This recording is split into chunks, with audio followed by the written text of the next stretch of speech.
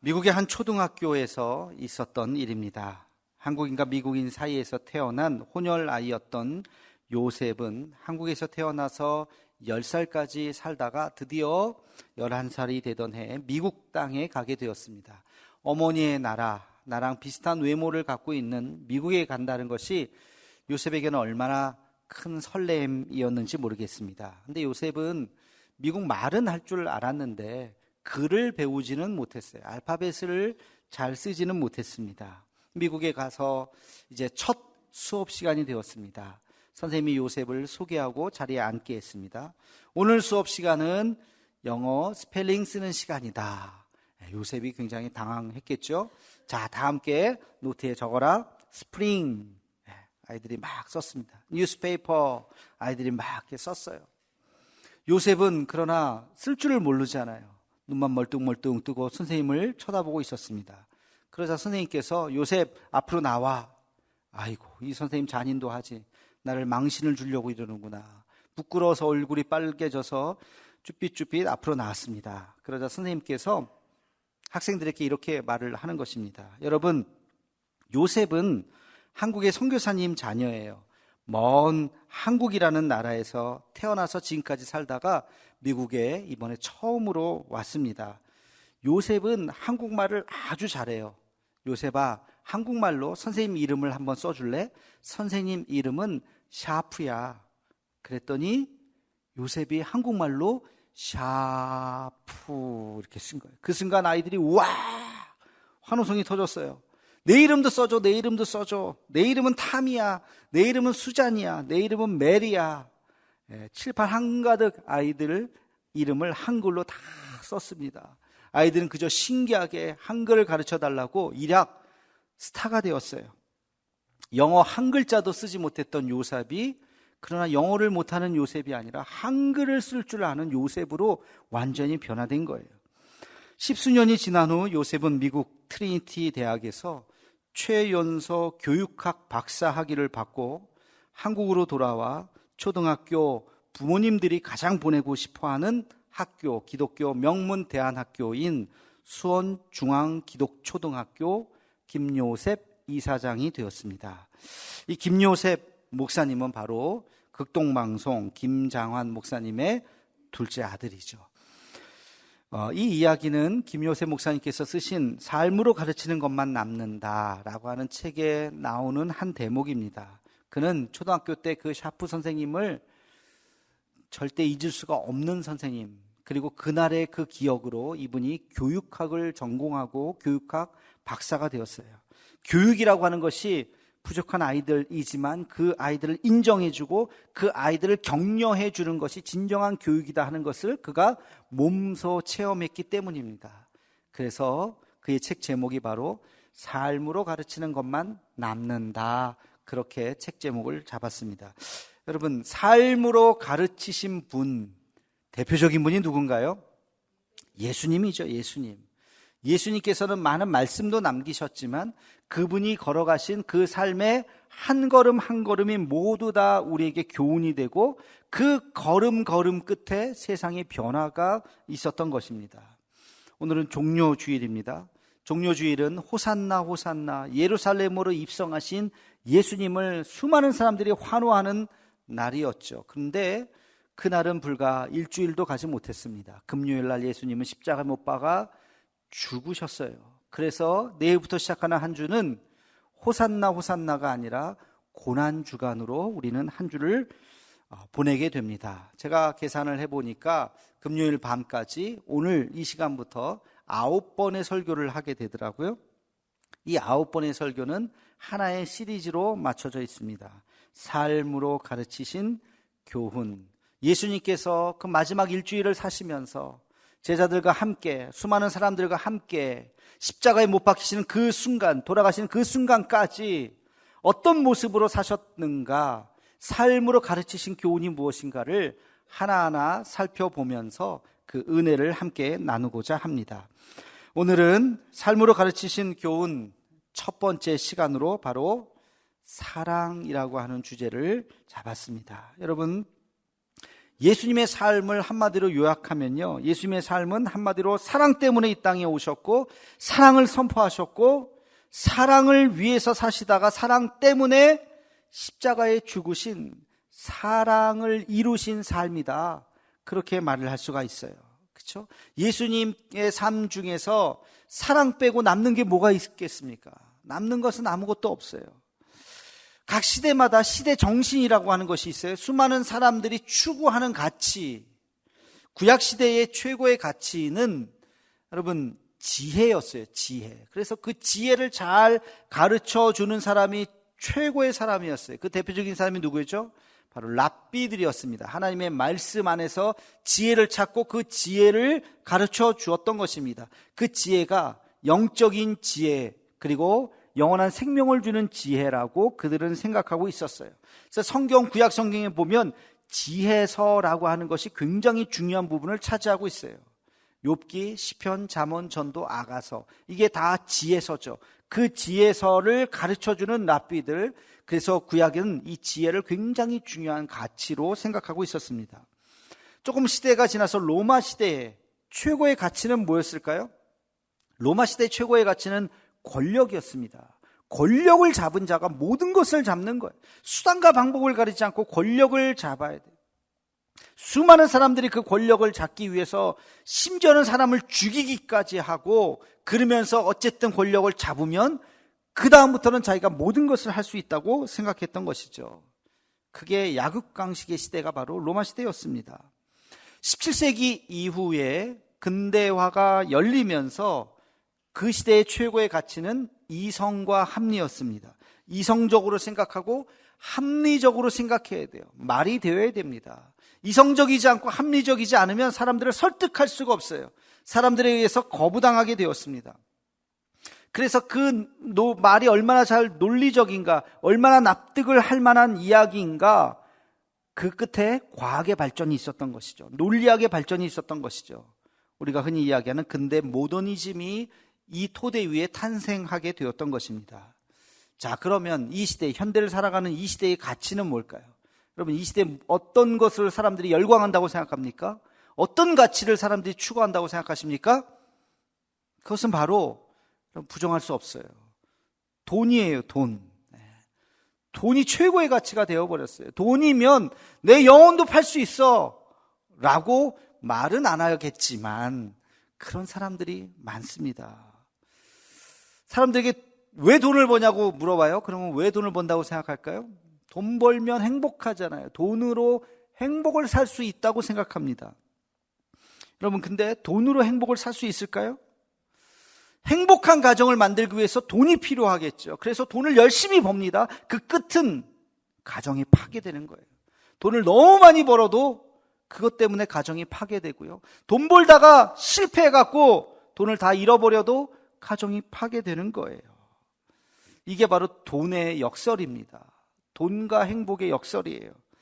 돈은 결코 행복을 살 수 없지만 인간은 어리석게도 여전히 돈으로 행복을 살 수 있다고 생각하면서 돈 벌기에 혈안이 되어 있지요.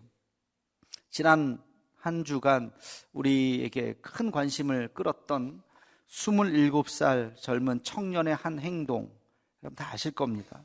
할아버지의 그 권력과 돈이 아버지에게로 그리고 자기에게로 넘어왔지만 그러나 그것으로 그 청년이 행복해하지 않았어요.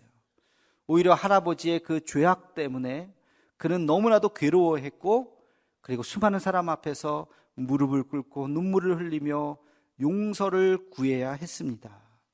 할아버지의 돈과 권력이 무슨 의미가 있겠어요? 그것은 그 젊은이에게 아무 의미가 없었던 거예요. 오히려 자기를 부끄럽게 만드는, 내 인생을 부끄럽게 만드는 것이었어요. 그래서 사람들에게 무릎을 꿇고 사죄한다고 하면서 지금도 그 행보를 이어가고 있지요. 여러분, 이게 바로 돈의 역설이에요. 그런데 성경의 가치를 가만히 보면 성경 창세기부터 요한계시록까지 흐르는 변하지 않는 진리가 하나 있어요. 변하지 않는 진리. 시대가 달라져도 바뀌지 않는 그 가치, 고귀한 가치, 유일한 가치. 그게 뭘까요? 이게 바로 사랑입니다. 사랑. 창세기부터 요한계시록까지 흐르는 변하지 않는 아주 중요한 주제가 바로 사랑인 것입니다. 하나님이 우리를 사랑하셔서 그 아들 예수 그리스도를 우리에게 보내주신 것이요, 예수님이 우리를 사랑하셔서 그의 생명을 우리에게 주시는 십자가의 사건으로 그 사랑을 완성시켰던 것입니다. 예수님의 모든 행동의 시작은 사랑 때문이요, 예수님 말씀의 모든 결론도 사랑이었던 것이에요. 이 사랑은 성경을 관통하는 주제인 것입니다. 그래서 우리는 예수님의 삶을 통해서 그분이 얼마나 우리를 사랑했던가 그 사랑을 깨달아야 하는 것입니다. 오늘 본문 말씀을 다시 한번 우리 함께 같이 읽겠습니다. 14절 15절 말씀 시작. 나는 선한 목자라.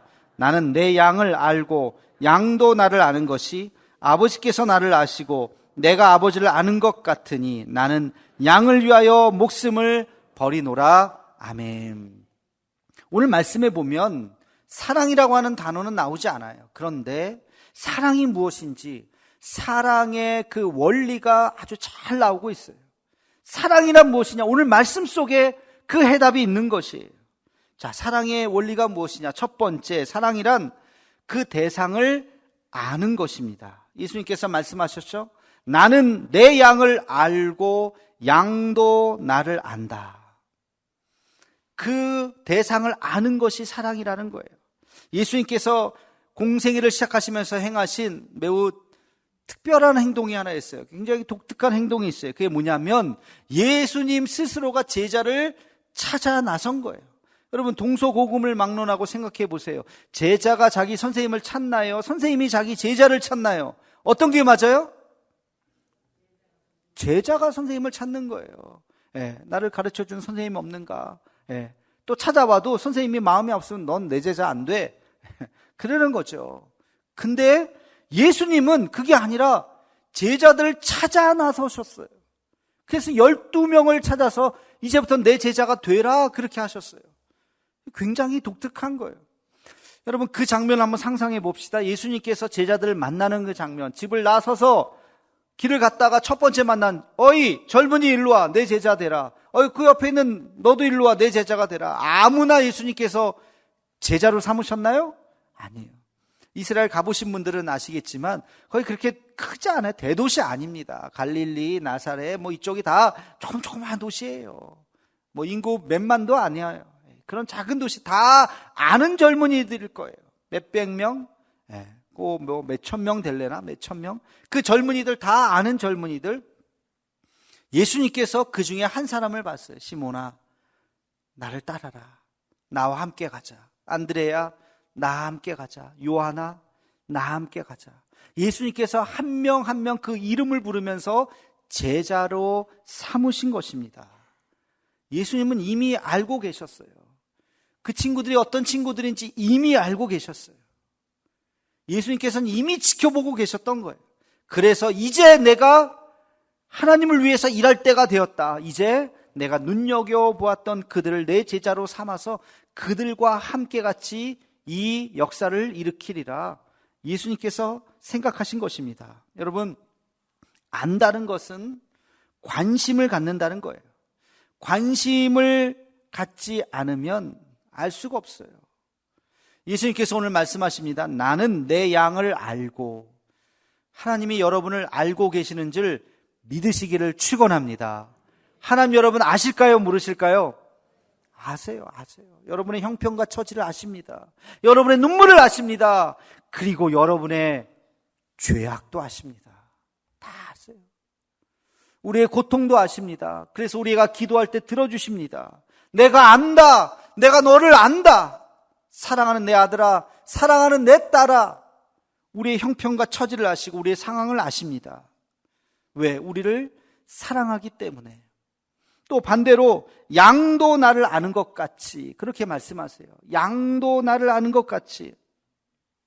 우리가 양이죠. 여러분, 주님을 아십니까? 예수님에 대해서 얼마나 아십니까? 하나님에 대해서 얼마나 아십니까? 그럼 어느 정도 아세요? 하나님이 뭘 기뻐하시고 뭘 싫어하는지 아십니까? 거룩하게 살아라. 그 거룩이 무슨 의미인지 아십니까? 우리를 향하신 하나님의 뜻이 무엇인지를 아십니까? 여러분에게 주신 그 사명이 무엇인지를 아십니까? 알아야 돼요. 우리가 하나님을 사랑한다면 입술로만 사랑하는 것이 아니라 알아야 돼요.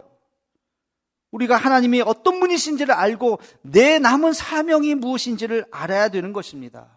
주님을 더 깊이 사랑하고 우리가 주님을 더 깊이 알아갈 수 있는, 더 관심을 가질 수 있는 저와 여러분의 삶이 되기를 주의 이름으로 축원합니다.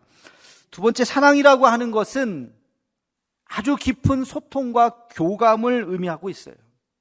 자, 예수님께서 제자를 부르셨어요. 그리고 이제 3년이라고 하면 짧은 시간이에요. 3년 후에 예수님은 이제 돌아가십니다. 십자가에 못 박혀 죽으십니다. 그 짧은 시간 이 제자들에게 내가 어떻게 교육할 것인가, 교육 방법을 고민하셨을 것 같아요.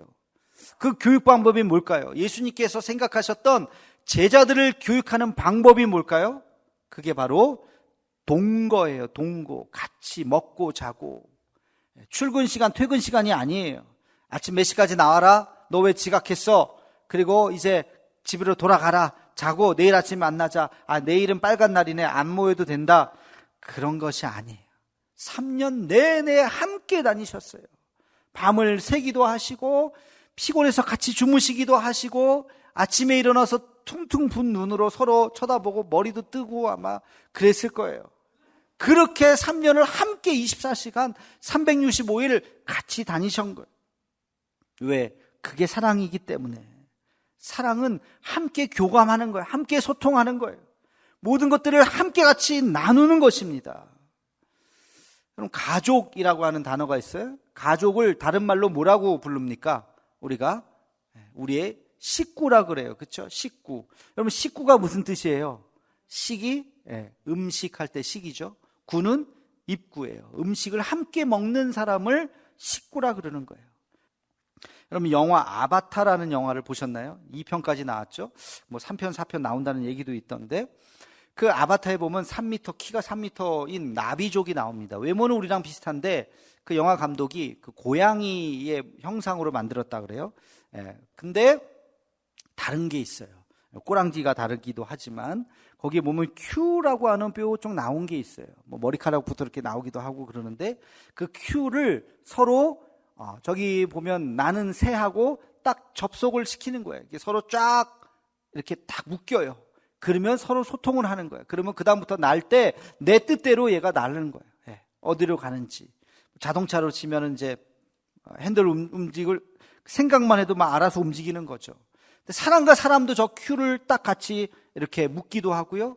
식물하고도 해요. 식물이 지금 가물었는지 목마른지 힘든지를 느끼는 거예요. 교통하는 거예요.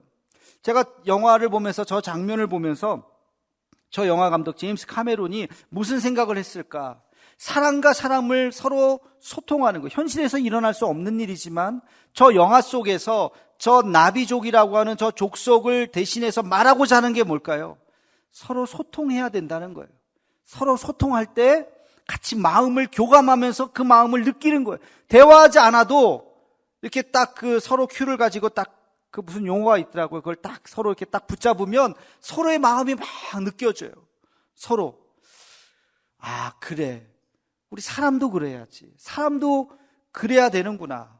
그래서 제가 한번 생각해 봤어요. 우리는 뭐가 있을까? 아, 있더라고요. 우리도 저런 큐를 가지고 서로 이렇게 딱 접촉하는 그 순간이 있어요. 그게 뭔지 아세요? 허그예요, 허그. 허그. 그럼 이게 사랑입니다. 사랑하면 소통하는 거. 예수님께서 자, 몇 시부터 몇 시까지만 나와라. 그럴 수도 있었어요. 근데 그렇지 않았어요. 예수님께서 3년 동안 함께 먹고 자고 다니고 예수님도 이꼴저꼴 다 보여주신 거예요. 제자들과 함께 같이. 말씀으로 배운 것도 있지만 제자들이 뭘 배웠을까요?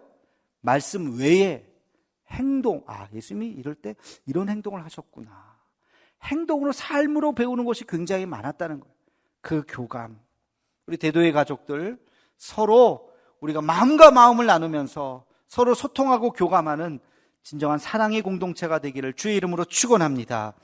마지막으로 사랑이라고 하는 것이 무엇이냐? 그것은 목숨을 버리노라. 이렇게 말씀하셨어요. 목숨을 버리는 것입니다.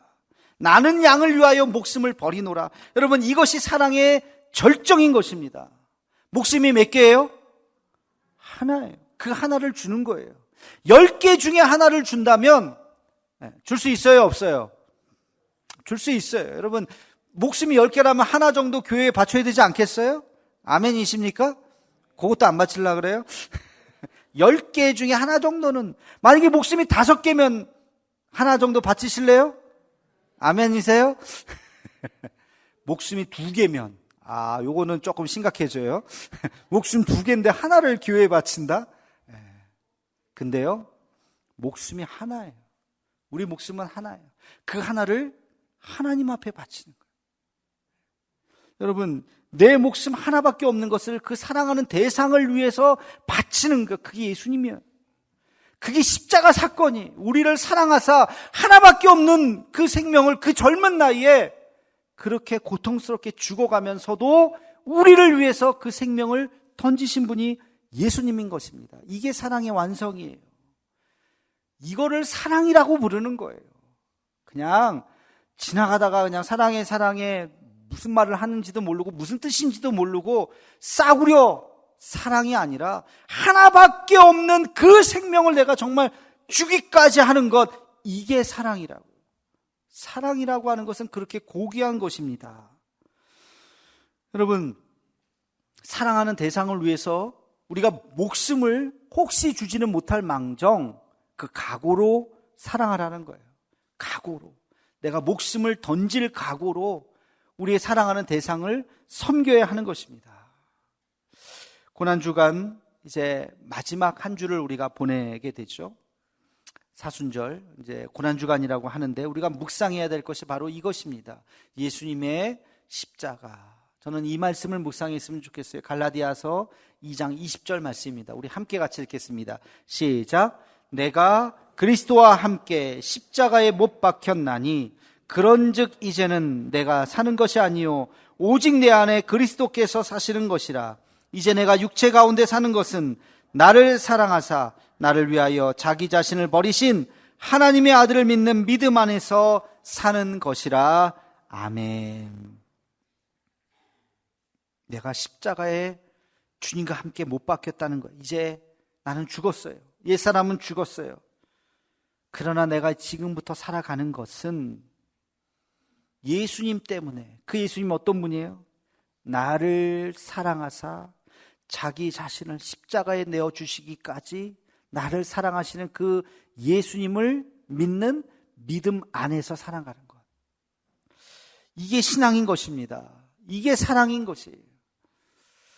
여러분, 이제 예수님의 그 사랑을 우리도 흉내내면서 살아야죠. 실천하면서 살아야죠. 사랑의 대상 첫 번째는 나 자신이에요. 여러분 자신을 사랑하시기 바랍니다. 함부로 살지 마시기 바랍니다. 주어진 인생을 소중히 사시기 바랍니다. 그리고 내 가족, 우리에게 허락하신 내 사랑하는 가족을 사랑하시기 바랍니다. 그리고 우리에게 주신 몸된 교회, 예수님의 피값으로 사신 이 몸된 교회를 사랑하시기 바랍니다. 교회를 위해서 헌신하시기 바랍니다. 내 이웃은 누굽니까? 여러분, 한 주간 살아가면서 내가 만나는 사람들, 얼굴 보는 사람들, 인사하는 사람들, 악수하는 사람들, 이름을 부르는 사람들이 다 우리의 이웃이에요. 그 사람들을 사랑하시기 바랍니다. 우리에게 주신 아름다운 이 나라, 이 민족, 이 대한민국을 사랑하시기 바랍니다. 이 대한민국만이 아니라 열방을, 지금 아프리카에서도 신음하고 먹을 것이 없는, 또 북한의 우리 주민들, 아시아의 그런 산족들, 이런 사람들을 기억하면서 열방을 가슴에 품고 그들을 위해서 기도하며 사랑하는 마음을 달라고 기도하시기 바랍니다. 이것이 우리의 사랑의 지평이 점점 넓어져야 되는 거예요. 하나님의 아들을 믿는 그 믿음 안에서 예수 그리스도의 그 사랑을 실천하며 살아가는 저와 여러분의 삶이 되기를 주님의 이름으로 축원합니다.